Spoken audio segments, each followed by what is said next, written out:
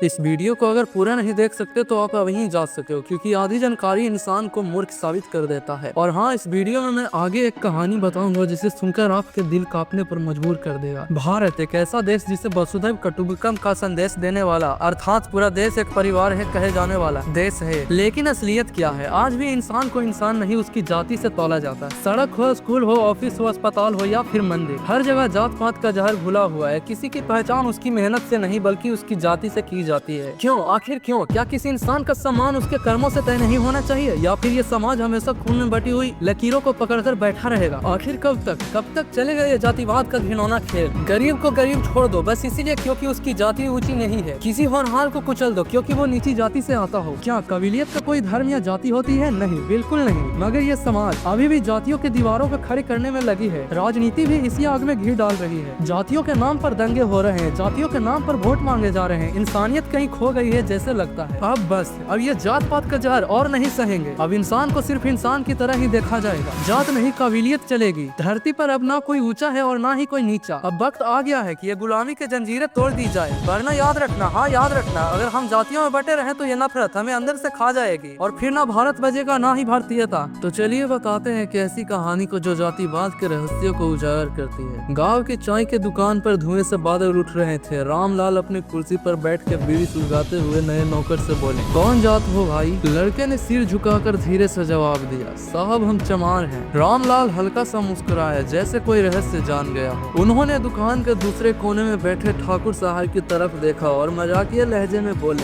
देखो ठाकुर साहब, ये तो अपना आदमी निकला। ठाकुर साहब ने नजर उठाई, धुएं का एक छल्ला हवा में उड़ाया और बोले, आदमी तो सब है पर औकात जात से तय होती है। लड़के ने कुछ नहीं कहा, लेकिन अंदर से कुछ टूट सा गया। उसी पल उसने तय कर लिया, अब अपनी औकात खुद तय करेगा। रात को जब वह अपने छोटे से कमरे में पहुंचा तो माँ ने पूछा, क्या हुआ रे, आज कुछ चुप सा है तुम? लड़के ने माँ की ओर देखा और सिर्फ इतना कहा, अब मैं पढ़ाई करूंगा माँ, अब मैं किसी ठाकुर या बनिए के दुकान पर नौकर नहीं बनूंगा। माँ को लगा कि बेटे गुस्से में कुछ भी बोल रहा है, लेकिन अगले ही दिन लड़का बदल चुका था। दिन में काम करता, रात में लालटेन जलाकर पढ़ाई करता। गाँव वाले मजाक उड़ाते, अबे तू क्या पढ़ेगा, तू पढ़ लिख कर अफसर बनेगा क्या? पर उसने हार नहीं मानी। समय बीतता गया। जिस दुकान पर कभी नौकर था उसी दुकान के सामने एक दिन अखबार में उसकी तस्वीर छपी थी। आईएएस परीक्षा में गांव के मजदूर का बेटा हुआ पास। गांव में हलचल मच गई। वही लोग जो कभी मजाक उड़ाते थे अब बधाई देने आ रहे थे। वही ठाकुर साहब जो उसकी औकात तय कर रहे थे अब कह रहे थे, बेटे हमें तुम पर गर्व है। रामलाल ने उसकी आंखों में झांका और बोले, अबे तेरी कोई जात नहीं बेटा, अब तू इस गाँव की शान है। खैर, कहानी यहीं पर समाप्त होती है। अब सवाल आपसे है, क्या इस कहानी से आपको कुछ सीखने को मिला? अगर हाँ तो अपनी राय कमेंट में जरूर देना। लेकिन असली सवाल तो अब खड़ा था, कौन ज्यादा ताकतवर? क्या शक्ति सिर्फ तलवार और राजनीति में होती है? अगर ताकत सिर्फ तलवार में होती तो राजा महाराजाओं का दौर कभी खत्म नहीं होता। अगर ताकत सिर्फ पैसे में होती तो कोई भी गरीब कभी सफल नहीं होता। असल ताकत तो वह होती है जो विचारों और एकता में होती है। इतिहास गवाह है, जब राजा तलवारें भांज रहे थे, गौतम बुद्ध ज्ञान की रोशनी जला रहे थे। जब दरबारों में युद्ध की योजनाएं बन रही थी, तब संत रविदास समाज को प्रेम और एकता का संदेश दे रहे थे। जब सत्ता तलवारों के हाथ में थी, तब बाबा साहेब अम्बेडकर ने दबे कुचले लोगों को कानून का सहारा देकर सशक्त बना रहे थे। तलवारों से जीते लोग मिट गए, लेकिन विचारों से जीते वाले लोग आज भी अमर हैं। लेकिन आज भी कई लोग सोचते हैं कि ताकतवर वही है जो सरकार में हो, पुलिस में हो, जिसके डर से लोग सलाम ठोकते हो। लेकिन असली ताकत कहाँ है? आज एक चाय बेचने वाले का बेटा प्रधानमंत्री बन सकता है। आज एक गरीब रिक्शे वाले का बेटा कलेक्टर बन सकता है। आज एक दलित समाज का बच्चा वकील या जज बन सकता है। फिर भी लोग पूछते हैं, कौन ज्यादा ताकतवर? एक समय था जब इंसान की औकात उसकी जाति से तय होती थी, लेकिन अब समय बदल रहा है। अगर ठाकुर समाज अपने बच्चों को पढ़ाकर आगे भेजेगा तो वहीं आगे बढ़ेगा। अगर चमार समाज अपने बच्चों को संगठित कर शिक्षा देकर सशक्त करेगा तो वहीं आगे बढ़ेगा। अगर कोई भी समाज हीन भावना को त्याग कर मेहनत और आत्मविश्वास के साथ आगे बढ़ेगा तो वहीं आगे बढ़ेगा। ताकत ना ठाकुर में है ना चमार में, ताकत उस हर इंसान में है जो अपनी तकदीर खुद लिख सकता है। अब आप बताइए, असली ताकतवर कौन है? उम्मीद करता हूँ इस बात को आप अच्छे से समझ गए होंगे।